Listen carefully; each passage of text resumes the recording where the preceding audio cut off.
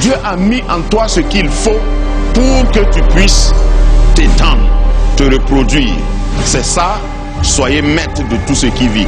Si tu ne sèmes pas, si tu n'enterres pas ton grain, ça ne va pas pousser.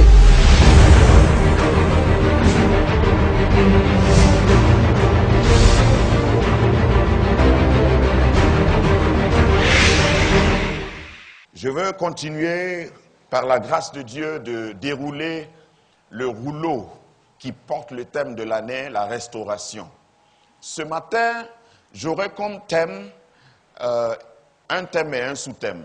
Le thème, c'est conditions pour la restauration. Conditions pour la restauration. Et le sous-thème, c'est le laboureur rattrapera le moissonneur. Je voudrais vous inviter à lire avec moi dans Amos, chapitre 9, verset 13. Voici les jours viennent. Dis à ton voisin, c'est aujourd'hui. Amos a prophétisé il y a plus de 500 ans avant Jésus. Et aujourd'hui, c'est ces jours-là. Les jours viennent, dit l'Éternel, où le laboureur suivra de près le moissonneur. Et celui qui foule le raisin, celui qui répand la semence. Où le mou ruissellera des montagnes et coulera de toutes les collines. Amen. Amen. Seigneur, merci pour cette parole. À sa lecture, nous proclamons que tout ce qu'elle contient se déverse sur nous. Tout ce qu'elle a comme potentiel se manifeste dans nos vies.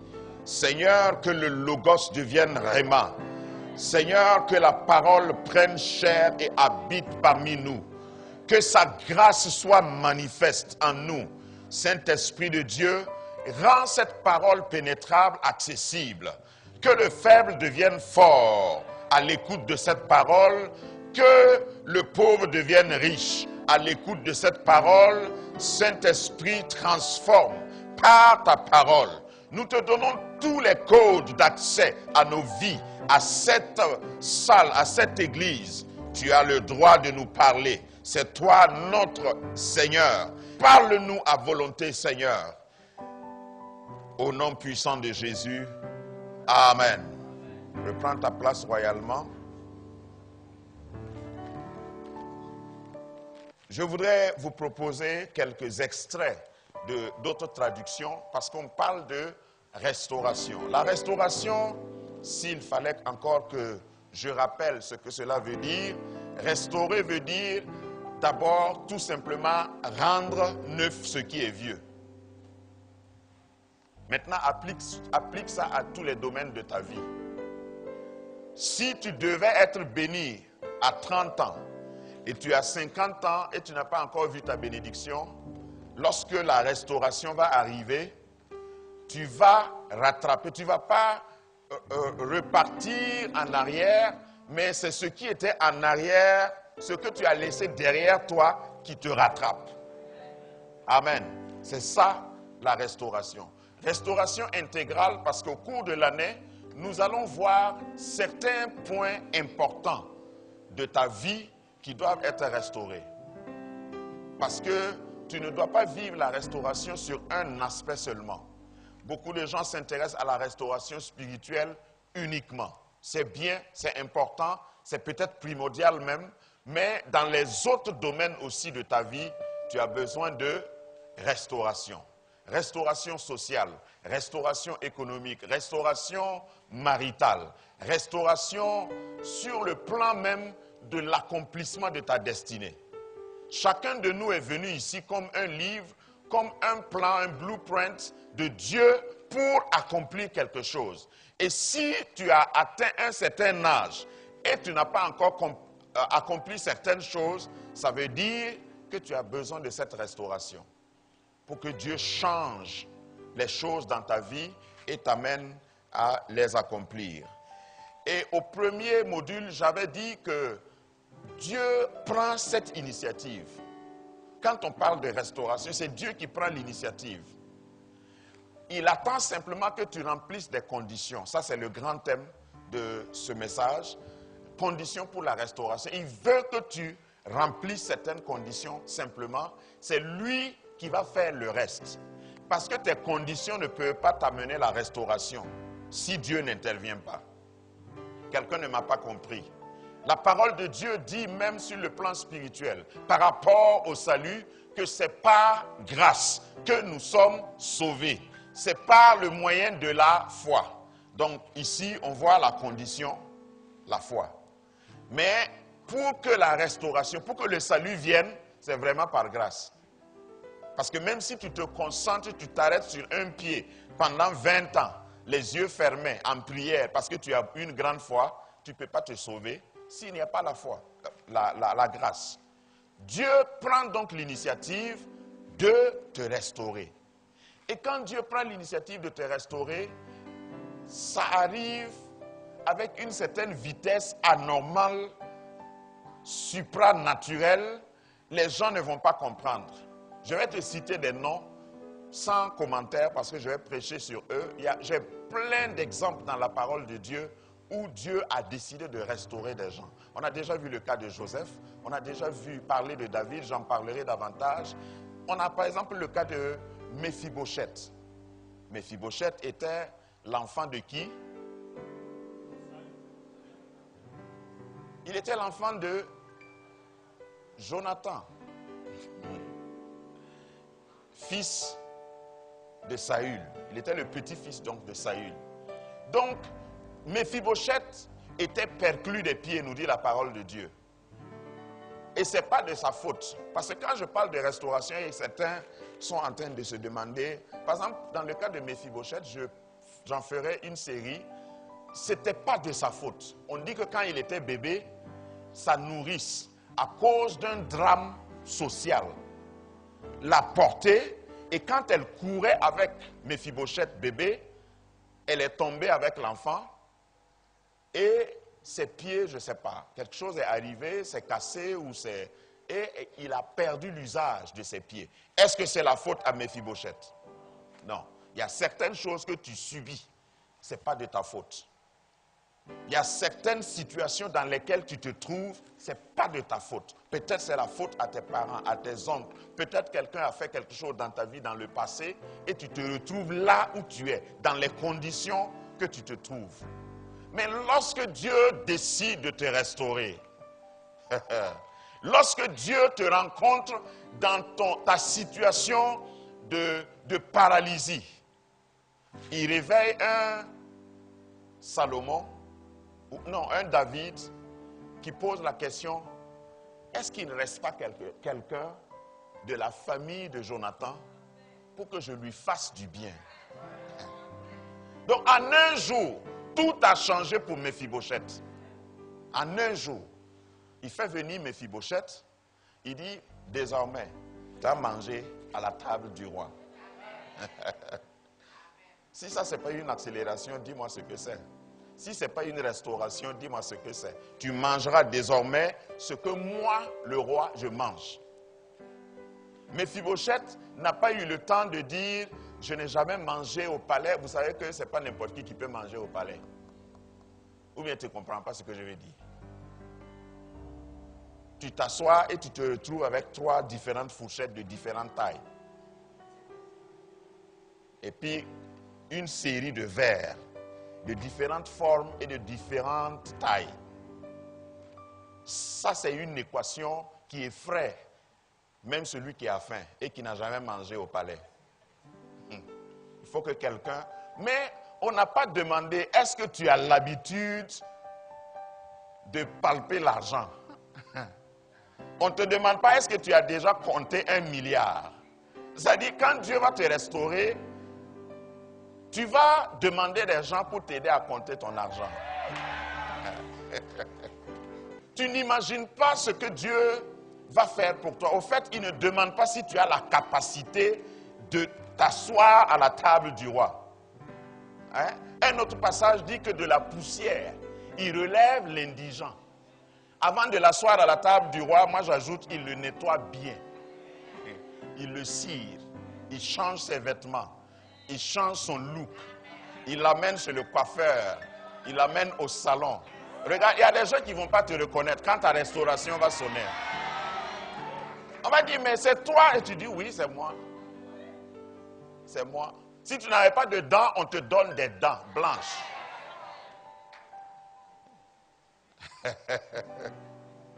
Parce que tout ça fait partie de la restauration. Tu vas avoir une nouvelle jeunesse quand l'heure de ta restauration va arriver. Donc, ce que j'aime dire toujours quand je parle de Méphibosheth, on dit, tu vas t'asseoir à la table du roi.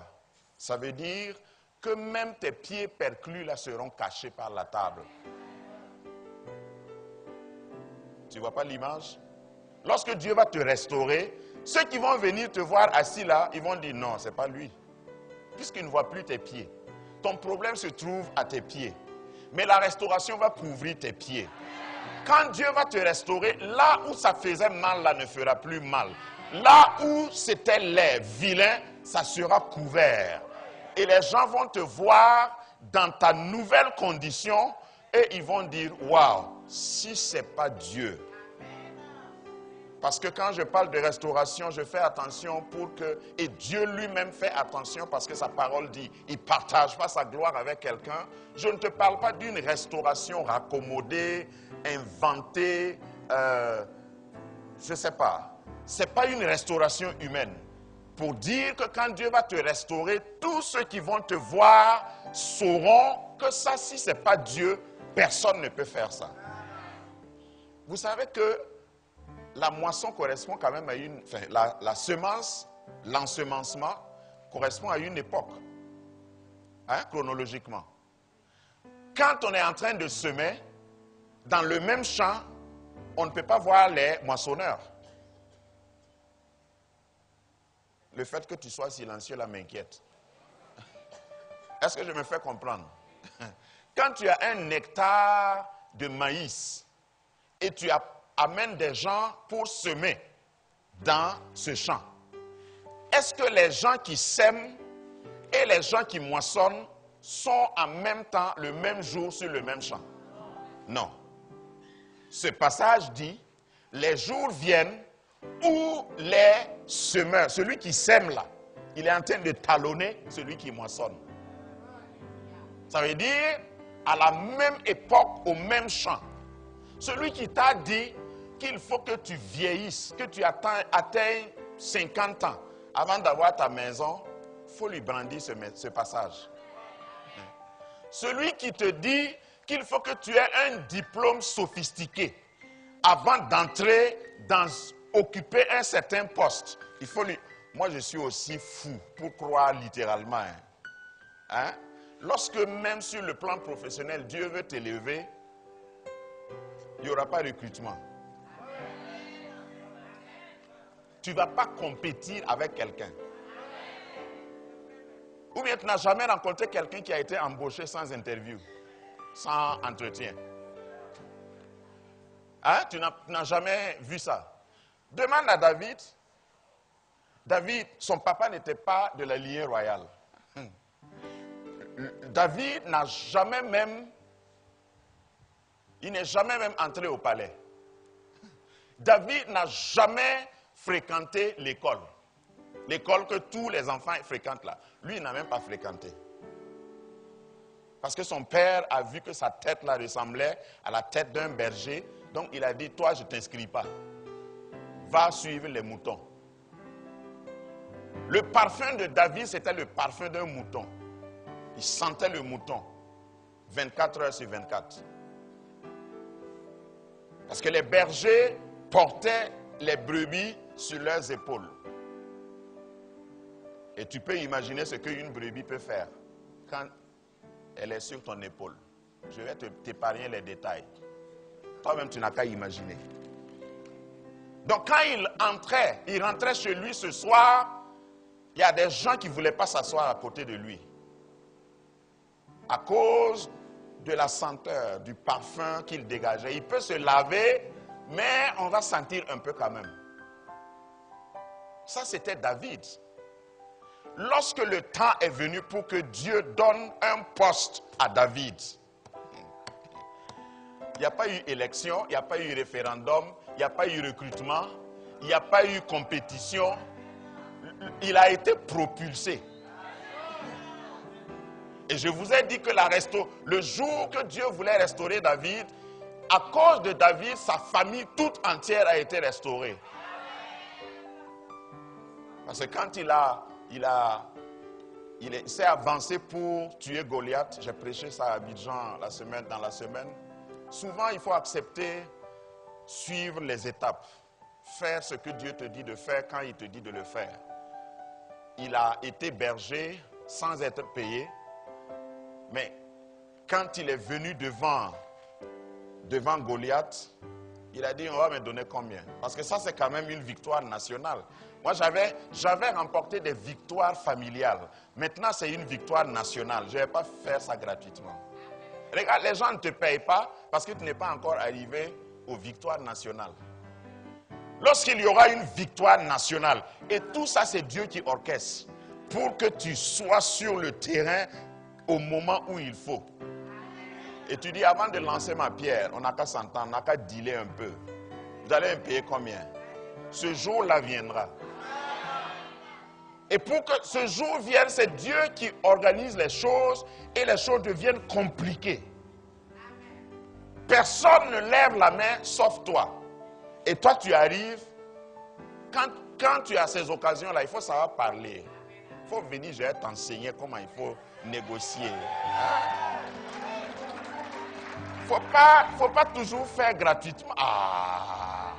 Souvent, Dieu te donne les occasions parce que tu as toujours fait gratuitement, tu veux toujours faire gratuitement.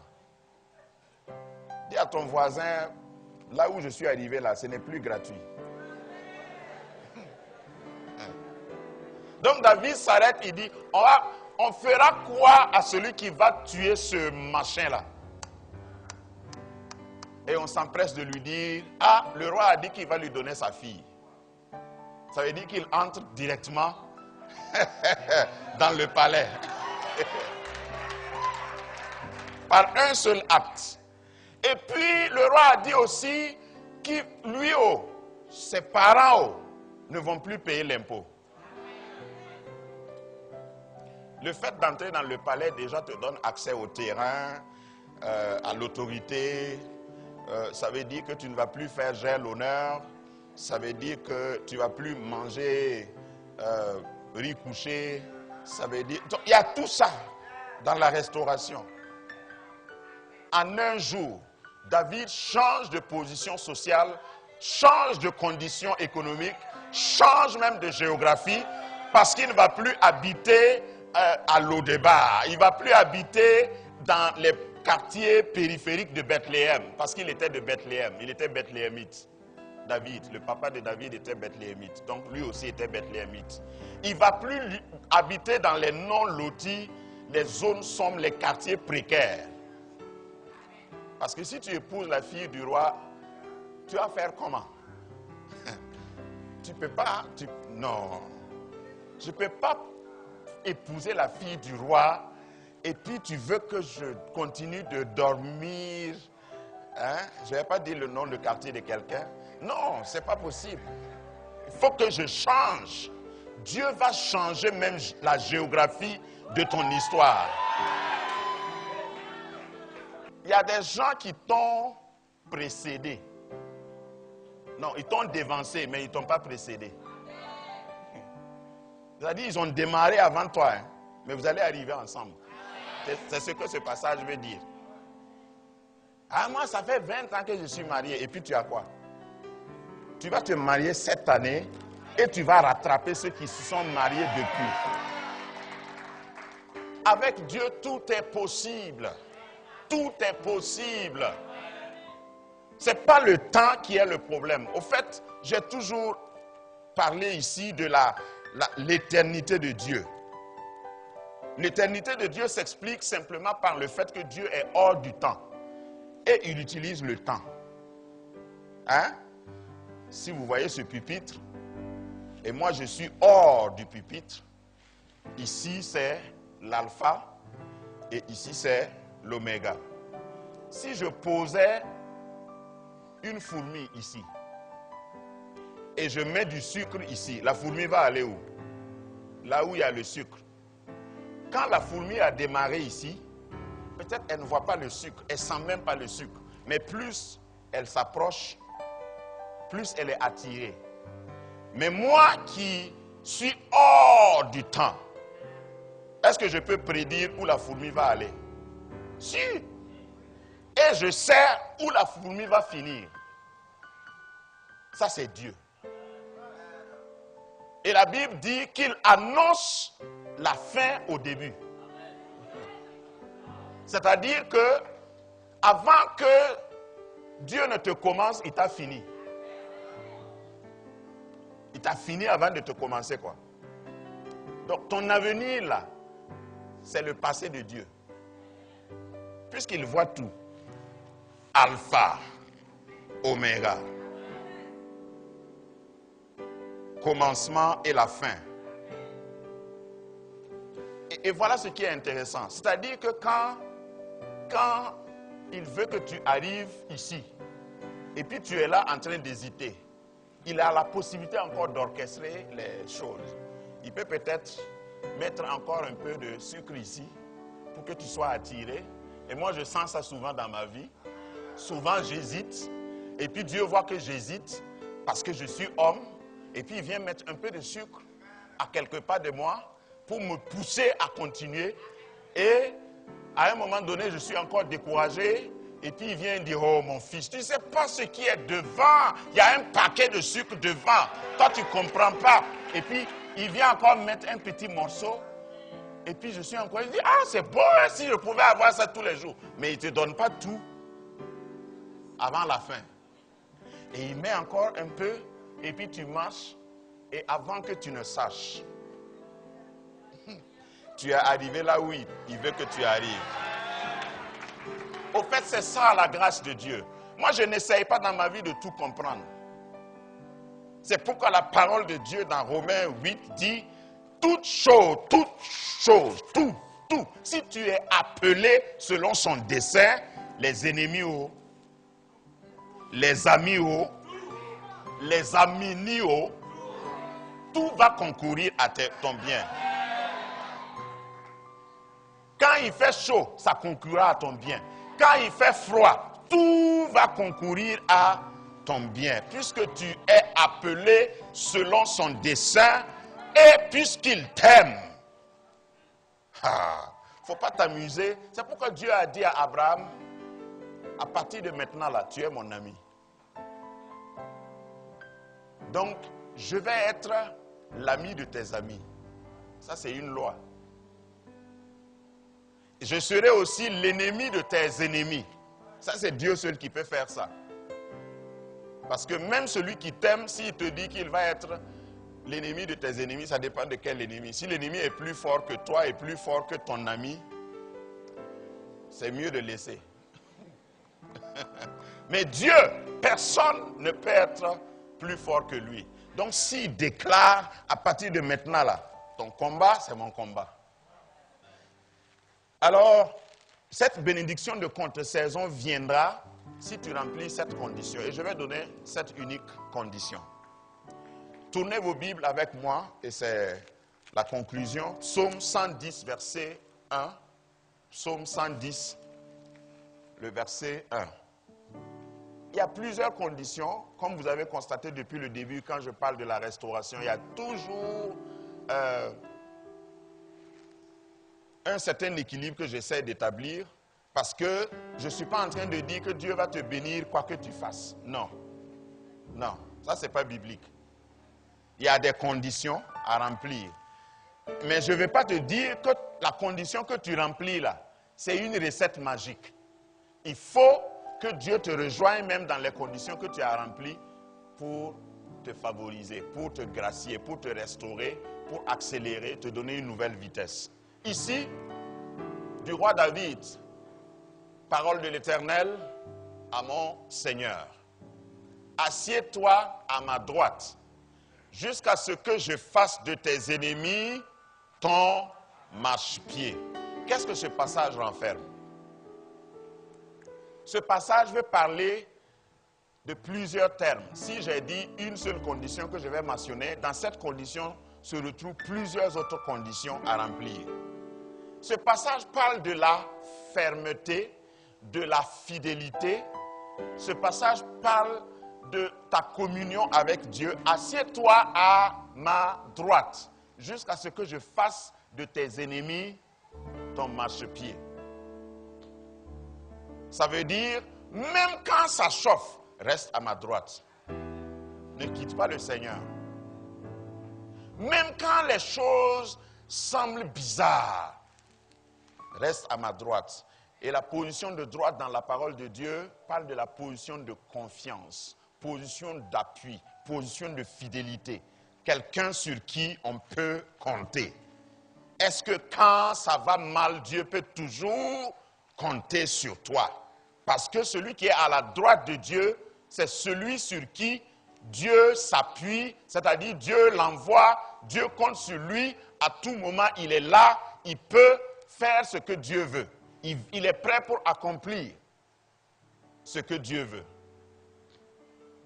Le temps me manque pour prendre des exemples dans cette typologie. Quand on parle de la droite de Dieu, c'est le lieu, c'est la position préférentielle. Jésus est assis où actuellement?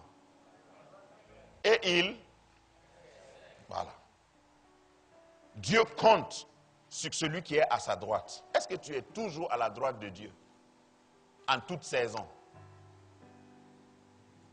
Ça veut dire que pour que tes ennemis deviennent tes marchepieds, ça peut ne pas arriver du jour au lendemain. Ça peut prendre du temps. Et ça prend d'ailleurs du temps.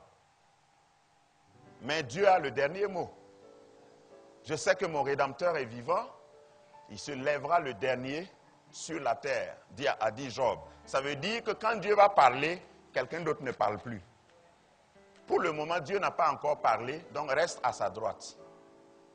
Reste fidèle. Tu as désiré quelque chose, tu n'as pas eu. Tu as prié et tu n'as pas été exaucé encore. Reste à ta droite, à sa droite. Tu as mangé ce matin, reste à sa droite.